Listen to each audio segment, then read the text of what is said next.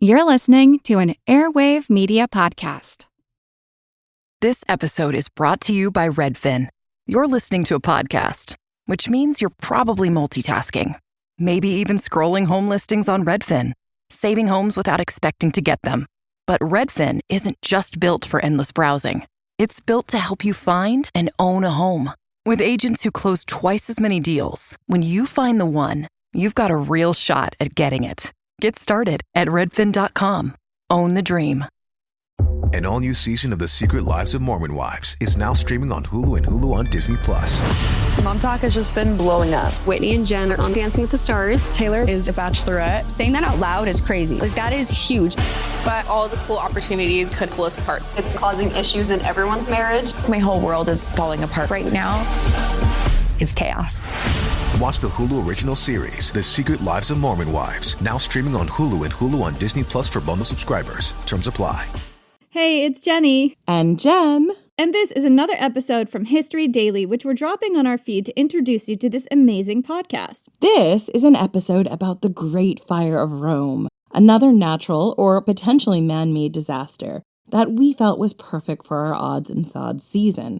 Topics that just didn't quite fit into past arcs or that we didn't get to.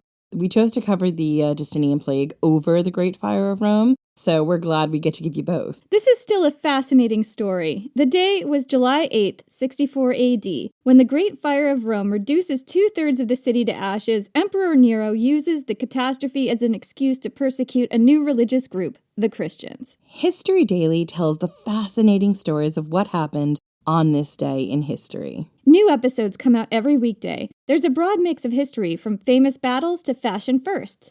There's medicine, science, technology, religion, sports, politics, everything that makes us who we are today. Episodes are the perfect length at under 20 minutes each. You can start and finish a show nearly any time you need a hit of history.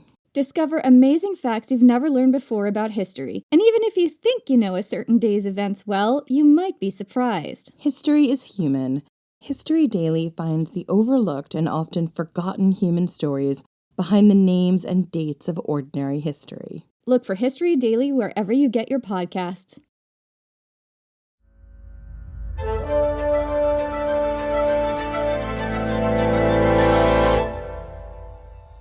It's March 23rd, 59 AD. On a cool, clear night in ancient Rome, a woman stands on a balcony looking out over the dark city.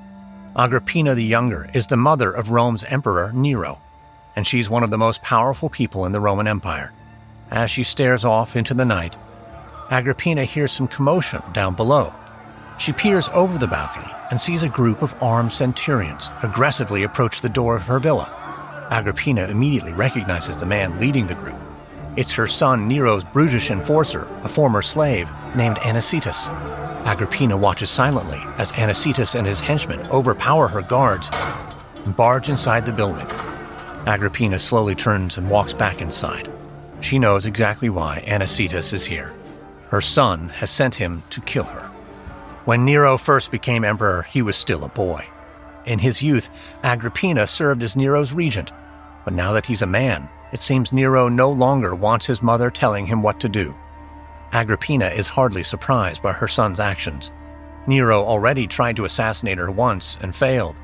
Now he sent his slave to finish the job. But Agrippina is a strong woman. She won't run or hide. She will meet her fate with resolve. Agrippina can hear the screams of her startled maidservants as the centurions force their way through the house. Then, her door flies open and the intruders storm inside her bedchamber. Agrippina coldly surveys the armed centurions who threaten her. And after a moment, Anicetus enters the room and strides right up to Agrippina, his expression grim and resolute. Agrippina straightens her back, opens her mouth to speak, but before she can, Anicetus strikes her with the back of his hand. Agrippina falls to the floor, clutching her face. She looks up, her eyes brimming with fury. Anicetus nods to one of the centurions, who steps forward and unsheaths his sword. But before he can strike the fatal blow, the emperor's mother lifts up her dress and points to her exposed stomach. Then, in a firm, loud voice, she says, "Strike here, for this womb bore Nero." The centurion nods. He adjusts his grip and rears back his sword. Emperor Nero is a tyrannical dictator who's willing to go to extraordinary lengths to get what he wants. In 59 AD, he had his own mother murdered to preserve his grip on power. In the wake of his mother's death, Nero sets out to rebuild Rome in his image, to erect glorious marble buildings where ancient wooden structures once stood. But when members of the Roman Senate stand in his way, Nero is left with a decision: submit to the will of the senators or once again go to extraordinary lengths. 5 years after his mother's murder, a devastating fire destroys 2/3 of Rome, giving Nero the perfect excuse to move forward with his plans. At the time, many suspect Nero himself started the blaze in order to achieve his goal, but Nero denies any involvement. Instead, he points the finger of blame at a new religious group, one that's growing in size and influence, the Christians. Soon, Nero will launch a campaign of persecution against the Christians as payback for the Great Fire of Rome, a deadly and controversial inferno that first sparked on July 18th, 64 AD. Is there a baby in your life who's about to start solid foods? This can be such a confusing and stressful time. As a mom of 7, I really struggled with spoon feeding my oldest baby. But once I realized that babies can safely feed themselves real, wholesome foods using the principles of baby-led weaning, feeding the rest of my babies became an actually enjoyable experience instead of something that I used to dread. Hi, I'm Katie Ferraro, college nutrition professor and dietitian specializing in baby-led weaning, and I host the Baby-Led Weaning Made Easy podcast. Each week, we cover evidence-based, safe infant feeding practices for parents and caregivers of babies who are 6 to 12 months of age. So, if you're confused by all the conflicting info you hear about starting solid foods, or you want easy, actionable tips on how to safely prep food for your baby, or introduce allergenic foods, or figure out when to drop a milk feed, we cover all that and more, plus interviews with the world's leading feeding experts in 2 new episodes each week. Search Baby-Led Weaning wherever you listen to podcasts, and happy feeding. Hello everyone, Stakuyi here. And I'm Gabby. And we are the hosts of History of Everything, a podcast which you can probably guess by the name is, well, it's about everything. Do you want to know why people thought potatoes were evil and would give you syphilis? Are you curious about all the stories of the terrible and stupid ways that people have kicked the bucket over the years? Do you want to hear tales about all of the different badasses of history and the lives that they had brought to life?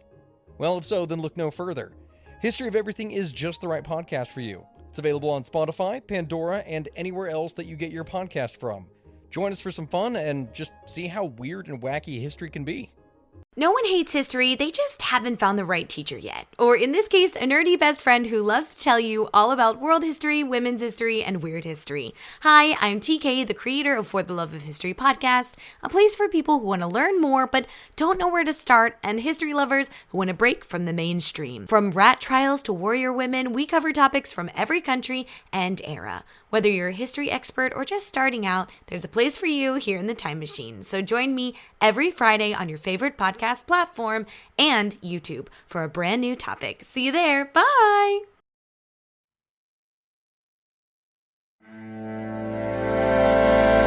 From Noiser and Airship, I'm Lindsay Graham, and this is History Daily.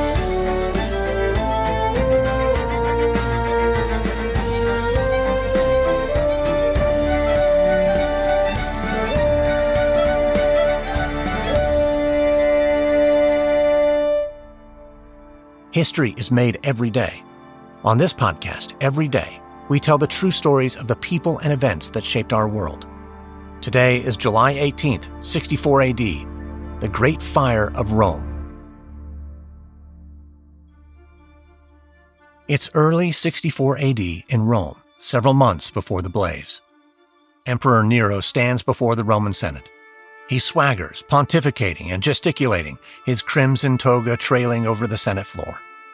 As he addresses the senators, Nero demands that the Senate agree to his grand construction projects. Nero wants to demolish 2/3 of Rome and in its place build a magnificent complex of palaces, gardens, and temples.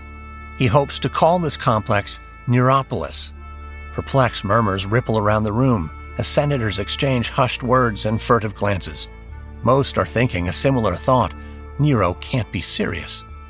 Although he's just 27 years old, Nero has been emperor for over 10 years. He's descended from a long line of Roman emperors, and his life has been a whirlwind of privilege and power. When he became emperor at the age of 16, he was desperate to prove his mettle. And when his mother, Agrippina, became too involved in Nero's affairs, Nero grew concerned that she was undermining him. He took action to eliminate the problem. After Agrippina's assassination, Nero publicly denied any involvement, but most Romans, including some of these senators, suspect Nero ordered her brutal killing. Today, as he proclaims his plans to construct Neropolis, many senators are convinced that the power has gone to Nero's head. In the early years of his reign, Nero made some genuine attempts to govern.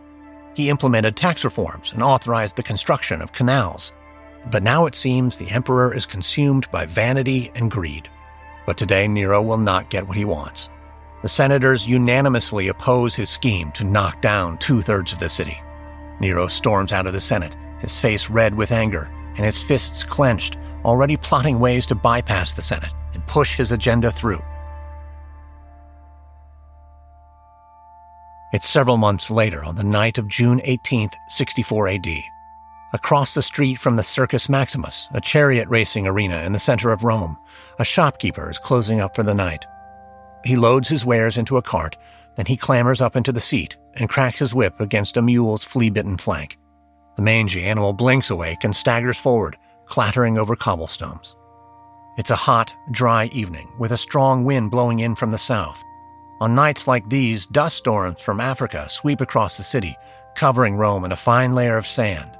But tonight, the shopkeeper notices something else in the air: smoke. Soon he is coughing and sputtering. The shopkeeper looks around, confused. Then his heart leaps into his mouth. In just a few moments he had his back turned. His storefront has been replaced by a wall of flames. Leaping from the cart, the shopkeeper sprints backward towards his store, but it's too late. All he can do is stand back and watch as his livelihood goes up in smoke. The fire spreads quickly. Driven by the wind, the flames surge forward, engulfing every building along the street. Rome is a dirty and overcrowded metropolis, consisting largely of slums built of wood. And after months without rain, the city is a tinderbox. People stagger blindly through the streets, choking on the acrid smoke. A few manage to escape, but hundreds more succumb to the flames, their dying screams inaudible over the roar of the all-consuming fire. While the blaze rages, Emperor Nero sits in his palatial villa in the coastal town of Antium, gazing out the window in deep contemplation. Soon one of his advisors bursts into the room and informs him of what's happening in Rome. But Nero seems neither troubled nor surprised. He remains stone-faced as he continues staring out into the night. Eventually, though, Nero learns that the fire is threatening his palace on the Esquiline Hill. Hearing this, Nero departs for Rome, and when he arrives, he finds the city in smoldering ruin. But in the midst of the devastation, he spots an opportunity to curry favor with the people. He generously opens public gardens to the homeless. He lowers the price of corn and brings shipments of food into Rome from neighboring towns. But these gestures do little to dampen the rumors already swirling that Nero himself started the fire. Some will go so far as to claim that Nero relished in the destruction, singing a song in his palace as the flames consumed the city, a rumor that will give rise to the myth that Nero fiddled while Rome burned. Not long after the fire, Nero resumes his push to rebuild and remake Rome in his image, but while many cry conspiracy, Nero continues to deny any involvement. Instead, he will pin the blame for the fire on a vulnerable religious minority, a group that will suffer terribly as a result of Nero's accusations: the Christians. This episode is brought to you by Cologuard. Do you know what's really scary? Not screening for colon cancer when you turn 45. The Cologuard test is non-invasive, requires no special prep or time off work, and ships right to your door. In just 3 simple steps, Cologuard takes the scare out of colon cancer screening. If you're 45 or older and at average risk, ask your healthcare provider about the Cologuard test. Cologuard is available by prescription only. Learn more or request a prescription today at Cologuard.com/screen. Halliday presents, in the red corner, the undisputed, undefeated Weed Whacker Guy. Champion of hurling grass and pollen everywhere. And in the blue corner, the challenger, extra strength Holiday! Eye drops that work all day to prevent the release of histamines that cause itchy allergy eyes. And the winner by knockout is Holiday! Holiday, bring it on! Kraft Mac and Cheese is better than 90s hip-hop. We'll remind you of your childhood without making you feel incredibly old. Kraft Mac and Cheese. Best thing ever.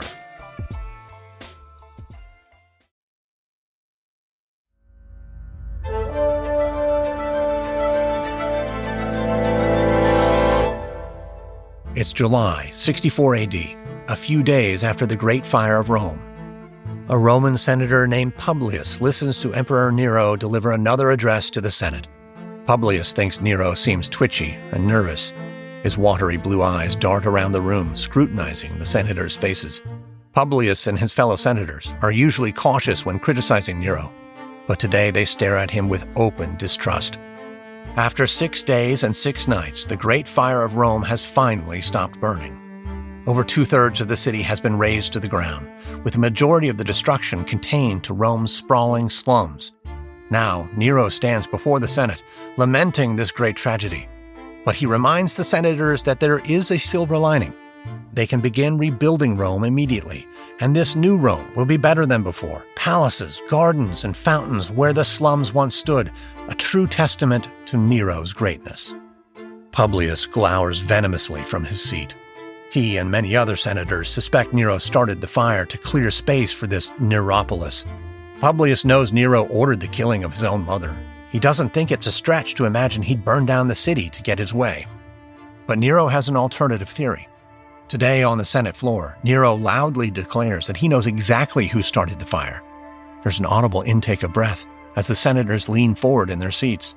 Nero announces that the blaze was started by Christians, members of a controversial new religious movement that has been gathering steam throughout the Roman Empire. Christianity sprang up in present-day Israel and is based on the teachings of a Jewish prophet named Jesus of Nazareth.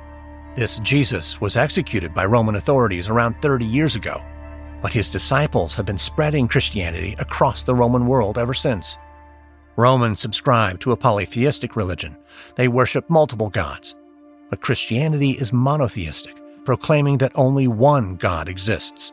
Many Romans don't take kindly to monotheism because it contradicts their own faith, and they believe the Christians are nothing more than a mischievous cult promoting a dangerous idea. In Rome, the small community of Christians has already been ostracized by the majority of the population. But the leaders of this community are 2 of Jesus' most loyal disciples, Peter and Paul. Despite the hostility they face, Peter and Paul continue to preach the gospel, diligently spreading the teachings of Jesus. But unbeknownst to them, a new wave of anti-Christian fervor is about to sweep Rome. Upon Nero's orders, members of the Praetorian Guard spread out across the city and begin arresting Christians. Soon, the guards arrive at the home of the Apostle Paul and drag him to the Mamertine prison, a jail on the Capitoline Hill. Paul is thrown inside a cell where his fellow apostle, Peter, is already being held. The 2 disciples fall to their knees and pray for the safety of Rome's Christians. Terrible rumors have been spreading about Nero's sadistic treatment of his Christian prisoners. Allegedly, he uses their bodies as human torches to light his outdoor banquets. He covers them in animal skin and feeds them to his dogs. He throws them to the lions in the Colosseum, laughing as the wild beasts tear them limb from limb. Whether or not these rumors are true, they eventually reach the ears of Peter and Paul, who are being kept alive in the dungeons of the Mamertine prison, left to contemplate their impending doom. Eventually, the 2 apostles are removed from the prison and taken to different parts of the city. Peter is dragged to the Vatican Hill, where he is nailed upside down to a crucifix. Meanwhile, Paul is taken to a location south of the city. Guards lash his wrists to a wooden post, and an executioner steps forward with a raised sword. Paul looks to the heavens and murmurs a silent prayer before the blade comes crashing down. Following their deaths, Peter and Paul will become martyrs. The locations of their executions would become pilgrimage sites for Christians throughout the centuries. But for the rest of Rome's Christians, they will continue to be rounded up until the city has been purged of what Nero considers a troublesome religious cult. Meanwhile, Nero will proceed with the construction of his extravagant imperial complex, with statues of himself rising from the ashes of a flame-ravaged city. But ultimately, none of this will help Nero cling to power.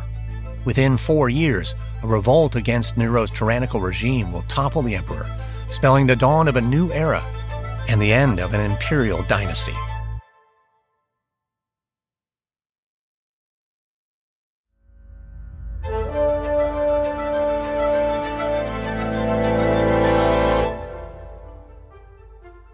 It's June 9th, 68 AD in Rome, 4 years after the Great Fire.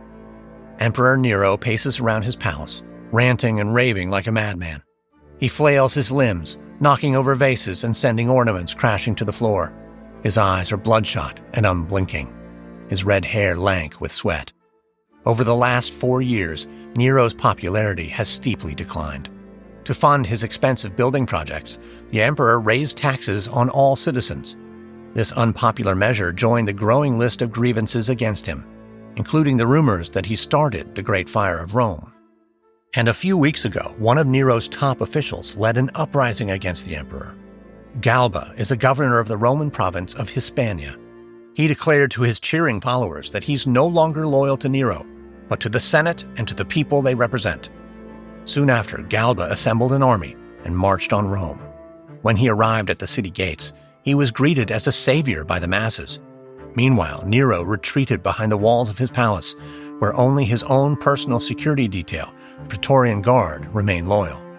Now Nero cowers inside his palace, becoming increasingly agitated and incoherent. Eventually, a servant rushes in and tells the emperor that even the Praetorian Guard has turned against him. Hearing this, Nero stops raving just long enough to hear the distant sound of Galba's forces storming the palace gates. He removes his dagger from its sheath and brings it to his own neck. Next, the emperor murmurs, "What an artist the world is losing in me." He drags the blade across his throat. Emperor Nero will be remembered as a sadistic despot whose 13-year reign was characterized by scandal, decadence, and cruelty. In recent years, however, scholars have argued that Nero was perhaps not as cruel as ancient historians suggested. Many of the sources upon which we base our evaluations of Nero came after his death, when contemporary chroniclers may have wanted to discredit Nero in favor of the new emperor. Whatever the truth, mysteries will continue to swirl around Nero even 2,000 years after his death, and rumors will linger over his involvement in the Great Fire of Rome, which started on June 18, 64 AD.